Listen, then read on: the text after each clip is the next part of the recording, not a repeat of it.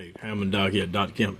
Brother Matt, sometimes you pick up things only during a sound check that you don't pick up when the amp is on the table. And I noticed just now in doing a sound check on this amp, when I pushed it, that I started hearing a hum. And then I looked at my 6550 tubes and noticed that the rear tube was red plating. And so I knew I had a problem at that at the socket. So I brought it back here and looked at that again.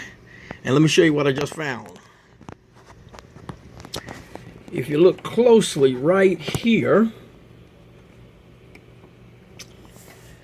this is where a previous tech replaced a capacitor here. But in replacing that capacitor, this is an original resistor. And when I move this resistor, the whole leg moves here. In other words, this resistor is not tight. And this is causing a problem. Right there. That leg is not tight.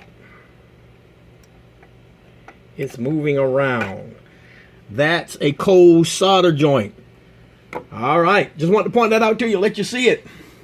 So, in other words, there were some problems in this amp, more than just a tube that was bad, that was causing distortion.